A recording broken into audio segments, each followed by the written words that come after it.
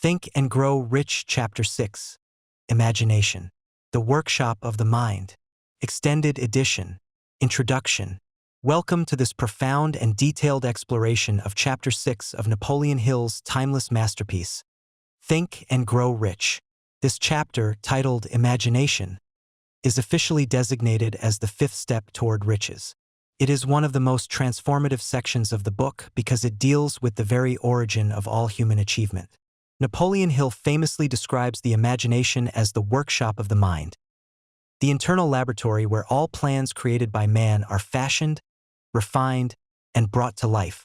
Desire is the fuel, but imagination is the engine that gives shape, form, and action to that desire. Without imagination, a burning desire is merely a wish. With it, it becomes a blueprint for a new reality. Today, we will dive deep into the mechanics of this mental workshop and break down the two distinct forms of imagination that every successful person must master: synthetic and creative imagination. Part 1. The concept of the workshop of the mind. Napoleon Hill's assertion that man can create anything which he can imagine is not just a poetic sentiment. It is a practical law of success. The imagination is literally the workshop where our intangible thought impulses are organized into concrete plans. In this age of rapid change, the ability to use this workshop effectively is the ultimate competitive advantage. Here are 7 highly actionable insights to help you master the workshop of the mind. 1. Understand your mind as a creative laboratory. Stop viewing your imagination as a place for idle daydreaming or escaping reality. Instead, treat it as a functional, high-stakes workshop. Recognize that every significant invention, every successful business, and every great work of art existed first as a mental blueprint in someone's internal laboratory. Actionable step: dedicate at least 15 to 20 minutes every single day to sit in absolute silence. Use this time to consciously build the minute details of your goal in your mind. See the textures, hear the sounds, and feel the emotions of your success. Treat this as a professional appointment with your future self. 2. Give concrete shape to your desires. A burning desire for wealth or success is a powerful but nebulous form of energy.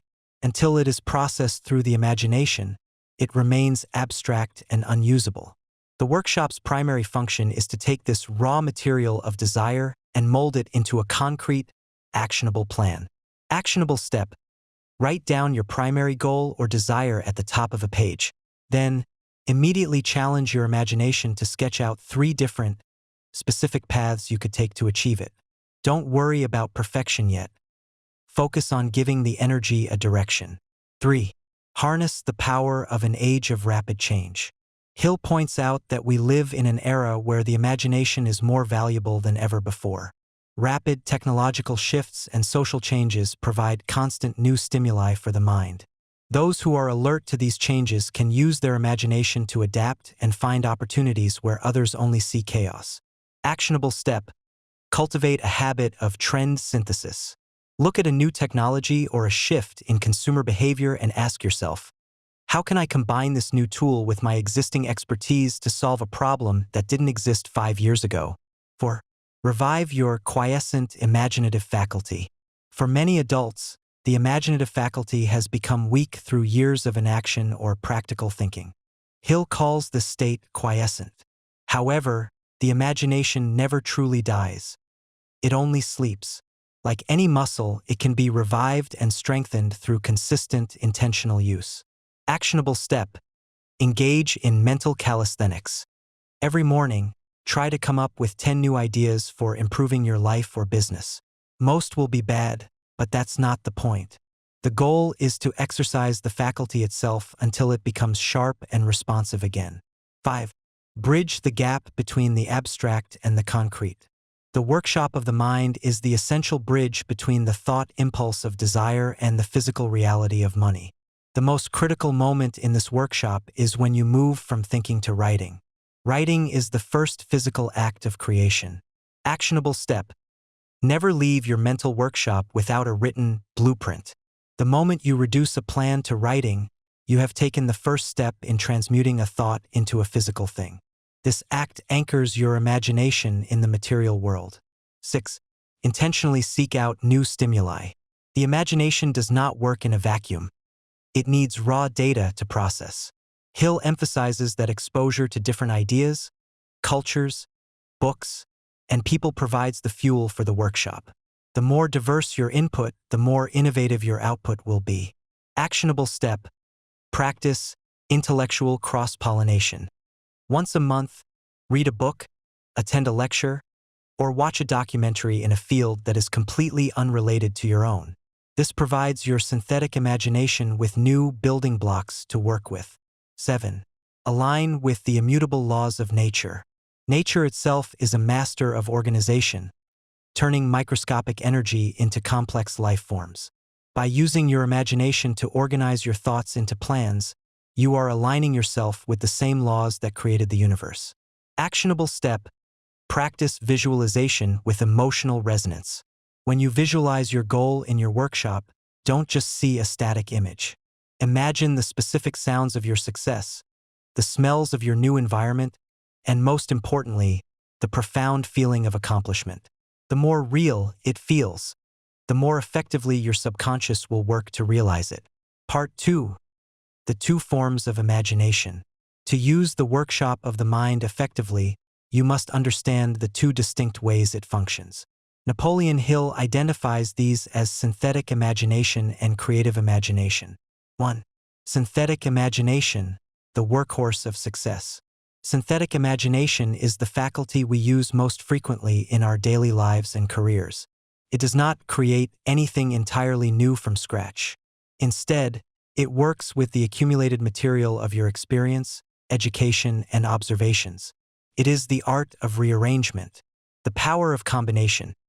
Most new ideas are actually just old ideas combined in a new way. Synthetic imagination takes existing concepts and fits them together like pieces of a puzzle to solve a specific problem. The inventor's tool. This is the primary tool used by most inventors and business strategists.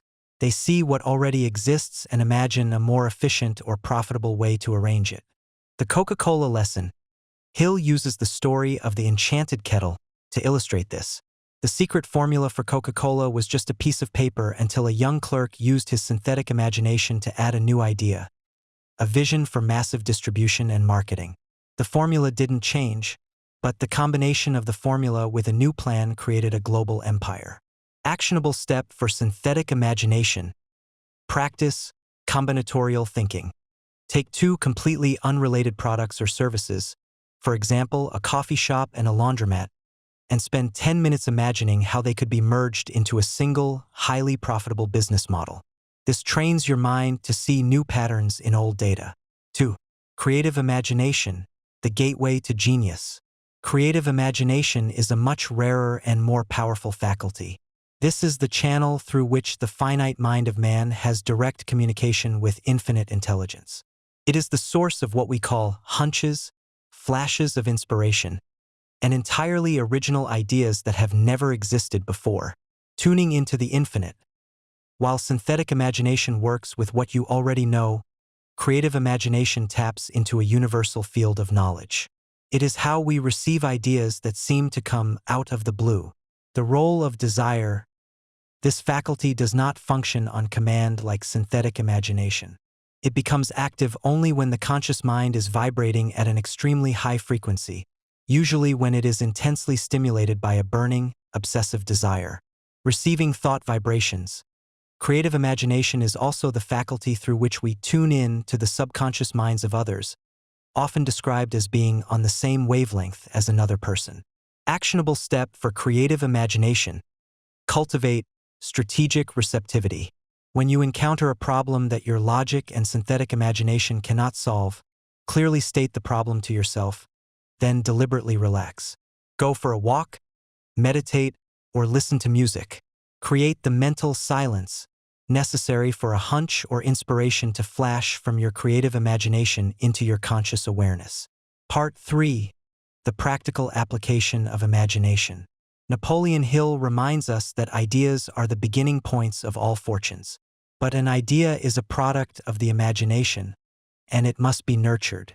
Whether you are using the synthetic faculty to improve an existing business or the creative faculty to invent something revolutionary, the process is the same. 1. Start with a definite purpose. 2. Use your workshop to create a plan. 3. Reduce that plan to writing. 4. Take immediate action. Hill's story of the enchanted kettle serves as a permanent reminder that the most valuable thing you can ever own is a well-developed imagination. The old doctor had the formula, but he lacked the imagination to see its potential. The young clerk had the imagination, and that was the magic ingredient that turned a simple kettle into a fountain of gold. Part 4. The Ethics and Responsibility of Imagination. While the imagination is a tool for personal gain, Napoleon Hill also touches upon the broader implications of this power. The imagination is not just for the accumulation of money. It is for the betterment of society. Every technological advancement that has improved the quality of human life, from medical breakthroughs to clean energy, was first a spark in the imaginative workshop of a person who dared to think beyond the current reality. However, with this power comes a great responsibility. The imagination can be used to create plans for the benefit of many, or it can be used for destructive purposes. Hill emphasizes that the most sustainable and successful use of the imagination is that which aligns with the rights of others. When you use your mental workshop to create value, to solve problems, and to provide services that improve the lives of others, you are tapping into a higher law of success that ensures your riches are both lasting and fulfilling. Actionable step. When developing your plans in your workshop, always ask yourself, how does this plan benefit not just me, but also those I serve? By incorporating the principle of service into your imaginative process, you strengthen the creative faculty and make your plans more resilient to the challenges of the physical world. Final summary of actionable points. To wrap up this deep dive into Chapter 6, let's review the 7 highly actionable bullet points that will help you master your imagination. 1. Commit to daily mental construction. Treat your 20-minute daily visualization session as a non-negotiable professional appointment. 2. Transmute desire through writing. The moment an idea or plan is formed in your workshop, reduce it to writing to anchor it in the physical world. 3. Practice trend synthesis. Actively look for ways to combine new technologies or social shifts with your unique skills. 4. Engage in idea calisthenics. Force your mind to generate 10 new ideas every morning to keep your imaginative muscle sharp. 5. Pursue intellectual cross-pollination. Intentionally study fields outside of your own to provide fresh, raw material for your synthetic imagination. 6. Develop strategic receptivity. Learn to relax and create mental silence to allow hunches from your creative imagination to surface. 7. Embed service in your blueprints. Ensure your plans create value for others, aligning your personal success with the greater good. The enchanted kettle of your own life is waiting to be filled. The formula is already within you. The only thing missing is the spark of your imagination to set it to boiling. Go into your workshop, draw your blueprints, and begin the transformation of your desires into reality. Conclusion. The imagination is the most sophisticated and powerful tool in the human arsenal. It is the bridge between the world of thought and the world of matter. By consciously treating your mind as a workshop and mastering the interplay between your synthetic and creative faculties, you remove the only real limitation on your success. As you move forward, remember Napoleon Hill's words, "Man's only limitation, within reason, lies in his development and use of his imagination." Your future is currently being fashioned in your mental workshop. Make sure the blueprints you are drawing are worthy of the life you want to lead. Start building today.